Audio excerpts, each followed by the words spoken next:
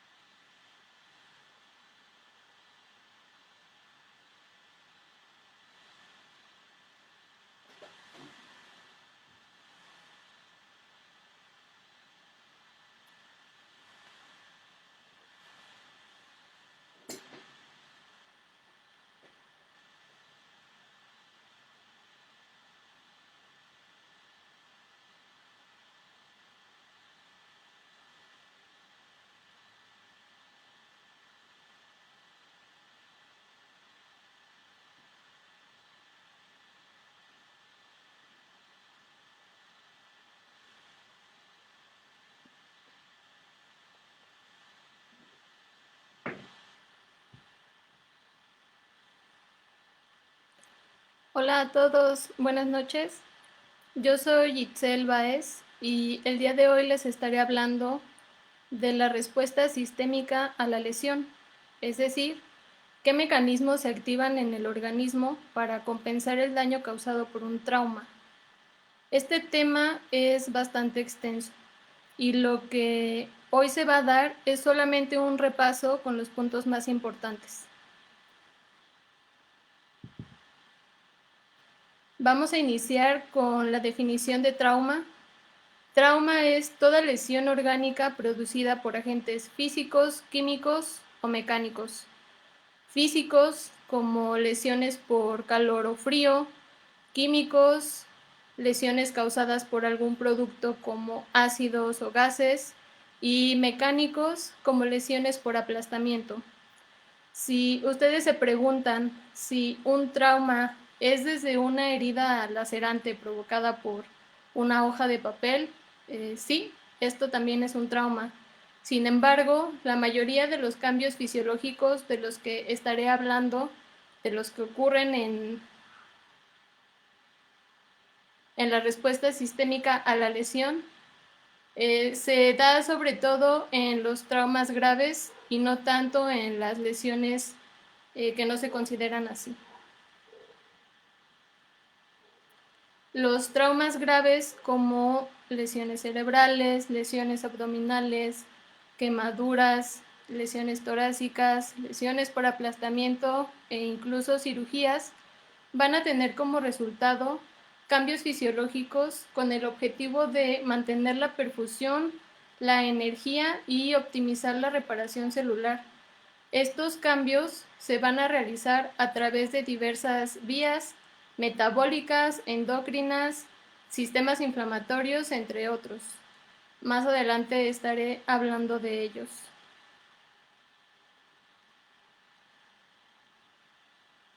Los cambios fisiológicos que vamos a ver, para que se pueda llegar a la reparación tisular, es importante que el organismo mantenga la perfusión y el suministro de energía adecuado hacia los órganos vitales. Para esto, las respuestas metabólicas endocrinas se centran en movilizar fuentes de energía hacia esos órganos, también en conservar el volumen y en minimizar la pérdida de sangre. Estas respuestas son coordinadas por el eje hipotalámico de la hipófisis.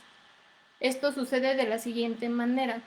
El hipotálamo recibe estímulos a través de algunos receptores, como lo son los varoreceptores, los volureceptores y las fibras del dolor.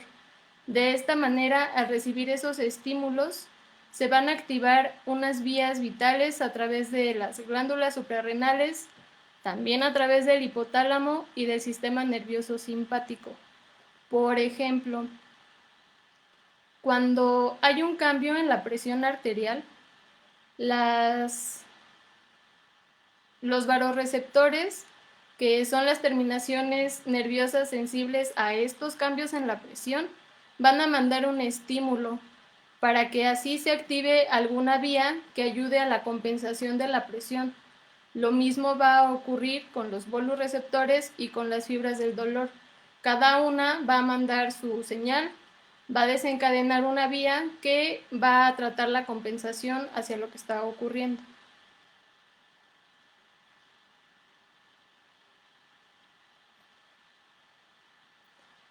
El cuerpo responde ante el trauma con taquicardia, con un aumento en el uso de oxígeno y por lo tanto aumenta la frecuencia respiratoria, y también va a haber un aumento en la temperatura corporal debido a que aumenta el metabolismo.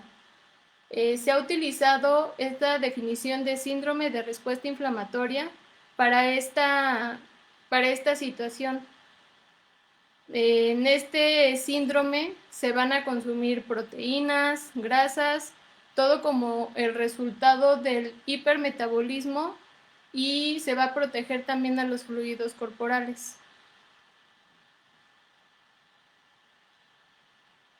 Ahora, la respuesta metabólica al trauma tiene 3 fases. Está en un inicio la fase de decaimiento. En esta fase ocurre durante las primeras 24 a 48 horas después de que se ha propiciado el trauma. Tiene una disminución en la tasa metabólica y también en la excreción urinaria de nitrógeno. Por eso se llama fase de decaimiento. En esta fase es donde se inicia la reconstrucción de la perfusión tisular y de la homeostasis. Empieza a haber un aumento de catecolaminas, que son la adrenalina y noradrenalina. También hay un aumento en el cortisol y se presenta hipotensión debido a la disminución del volumen circulante. Más adelante les voy a estar explicando cómo trabajan estas catecolaminas y el cortisol.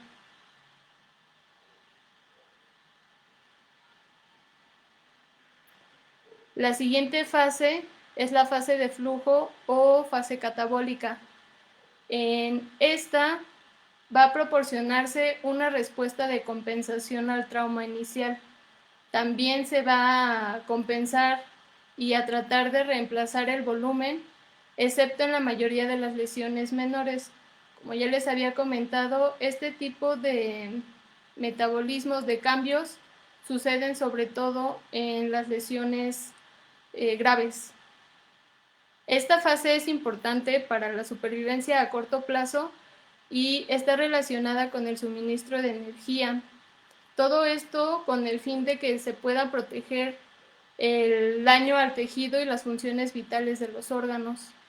Los efectos catabólicos se desarrollan en la piel, en el músculo y en la grasa para favorecer la reparación de las heridas. Y a pesar de que esta fase ayuda a la supervivencia a corto plazo, si perdura por mucho tiempo, comienza un daño corporal que va destruyendo el tejido adiposo, la piel y otros tejidos.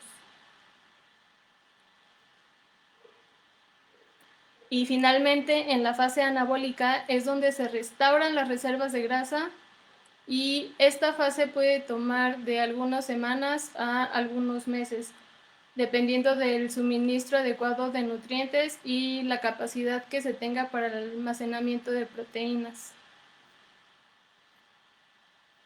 Ahora vamos a hablar de la movilización de la energía durante la respuesta sistémica a la lesión.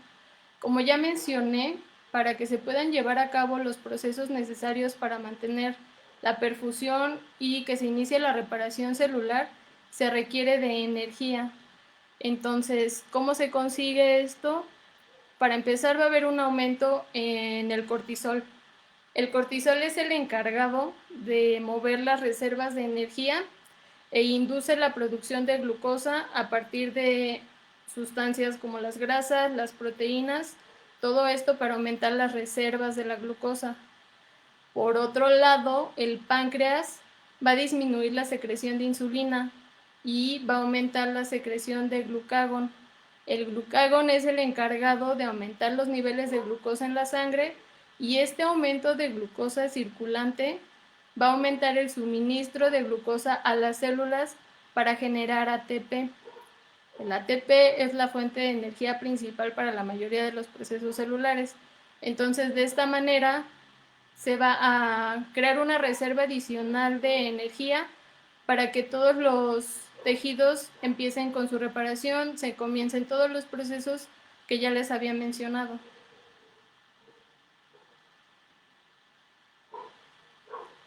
Ahora, también necesitamos que para la reparación de daño y para que se mantenga todo el volumen, vamos a tener diferentes mecanismos.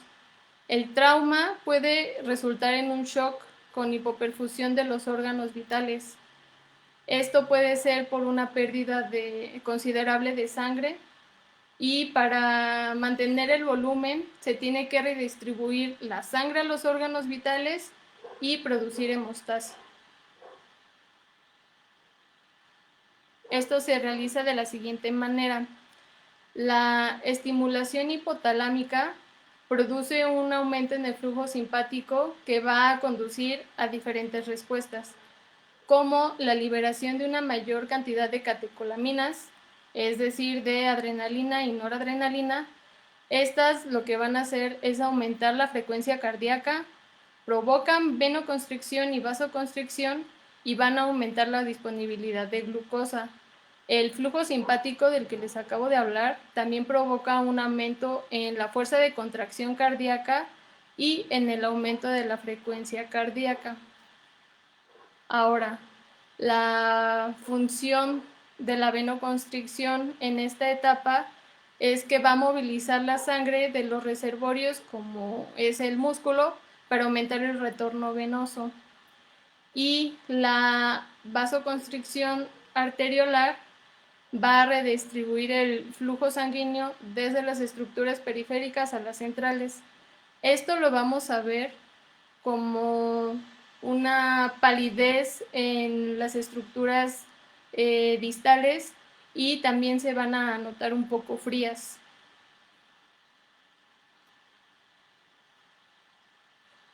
Ahora, para corregir la pérdida de volumen, el organismo va a activar algunos sistemas compensatorios, como es el caso del sistema renina-angiotensina-aldosterona. Este es un proceso muy complejo, pero voy a explicarlo de manera breve con los puntos más importantes. La renina es una proteína que se secreta en el riñón cuando hay una hipoperfusión renal y cuando el suministro de sodio es bajo. Lo que va a hacer esta renina es que va a convertir el angiotensinógeno en angiotensina 1 y esta a su vez con ayuda de una enzima se va a convertir en angiotensina 2. La angiotensina 2 estimula varios mecanismos para mantener la cantidad suficiente de líquidos en el organismo y por lo tanto mantener una cantidad suficiente de sangre. ¿Qué es lo que hace la angiotensina 2? Produce sed, produce también la secreción adicional de la hormona antidiurética, que esta hormona, la hormona antidiurética, es un vasoconstrictor periférico y también va a estimular la liberación de aldosterona, que produce la reabsorción de sodio y la pérdida de iones de potasio e hidrógeno en el riñón, lo que va a aumentar la reabsorción de agua y se va a conservar el volumen. O sea, todo este mecanismo tiene como función la conservación del volumen, que no haya más pérdida de líquido para que se puedan continuar con las funciones.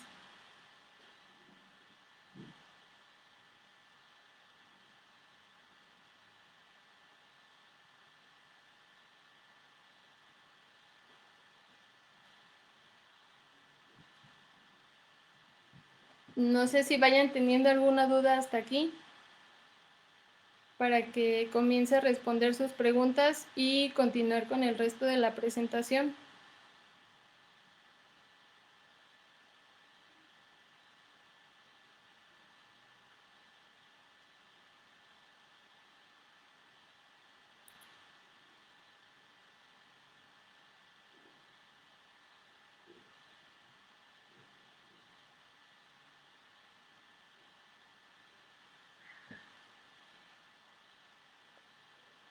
Voy a ver qué preguntas tienen para continuar.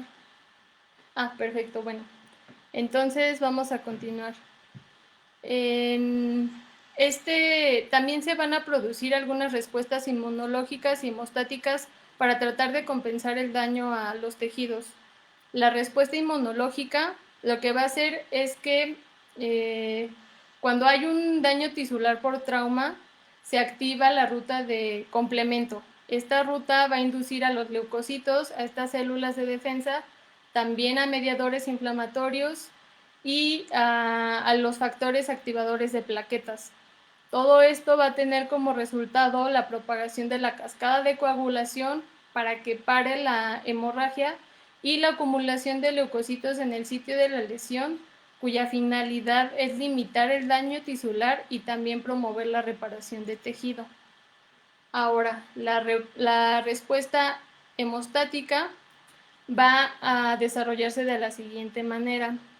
Para prevenir la pérdida continua de sangre y que se conserve el volumen, se activan varios mecanismos. Entre ellos están la vasoconstricción, la adhesión y agregación de plaquetas para que se pueda conducir a la formación de coágulos. Las plaquetas son células sanguíneas que al adherirse unas a otras forman un tapón plaquetario. Esto se le conoce como agregación plaquetaria y la finalidad de este tapón es parar la hemorragia. Y cuando se realiza la vasoconstricción, lo que se hace es que el flujo sanguíneo se vuelve más lento al momento de que la luz del vaso se contrae. Y bueno, ¿cómo se va a presentar esto en signos clínicos? De la siguiente manera: cada uno de los cambios que se produce por la respuesta sistémica a la lesión se van a observar en los distintos aparatos y sistemas. En el cardiovascular se va a presentar, como ya había mencionado, taquicardia e hipertensión. Aunque si el paciente ha perdido volumen sanguíneo, quizás se encuentre normotenso. También se va, debido a la vasoconstricción periférica, va a haber palidez y disminución en la temperatura distal. En el sistema nervioso, debido al efecto adrenérgico que ya habíamos comentado, puede haber una mayor dilatación pupilar y el paciente se puede encontrar ansioso o agitado. En el metabólico, ya había comentado yo que para que se pueda crear esta reserva extra de energía, va a haber un aumento en la glucosa circulante. Por lo tanto, vamos a encontrar hiperglucemia. Esta hiperglucemia rara vez sobrepasa los 180 miligramos sobre decilitros. Y para finalizar, en el sistema respiratorio va a aumentar la frecuencia respiratoria para que se pueda generar un mayor aporte de oxígeno a los tejidos y que puedan continuar todos con su función.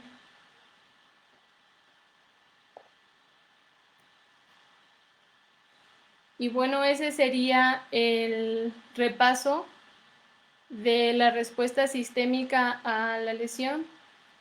Si tienen alguna pregunta, me quedo unos minutitos más para responderlas.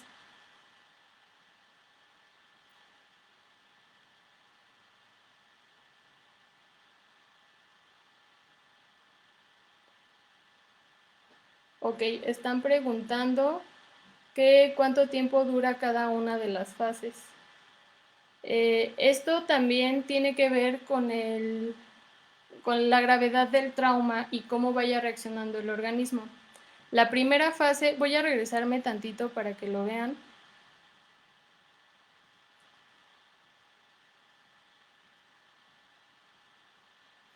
La fase de decaimiento ocurre dentro de las primeras horas después de la lesión.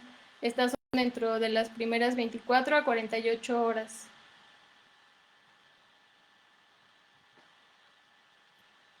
La fase de flujo o catabólica de los 2 a los 7 días. Recuerden que habíamos dicho que esta fase es necesaria para la supervivencia a corto plazo, pero si persiste por un tiempo más prolongado, entonces comienza a provocar daño corporal.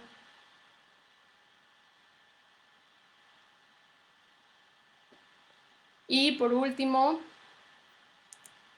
la fase anabólica. Esta ocurre aproximadamente entre 3 y 8 días después de la lesión.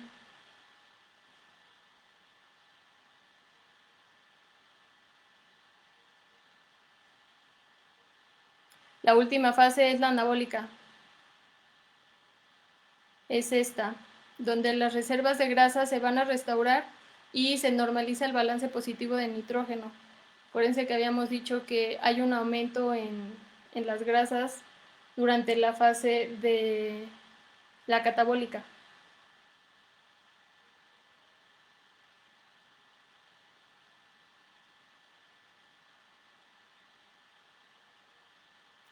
Preguntan que si eso también puede ser signos de choque hipovolémico. Sí, por la pérdida de volumen. Es justo lo que sucede. Se trata de que de que el volumen y la sangre vaya hacia los órganos vitales para mantener la vida del paciente y por lo tanto esa sangre viaja desde las estructuras distales hacia las centrales.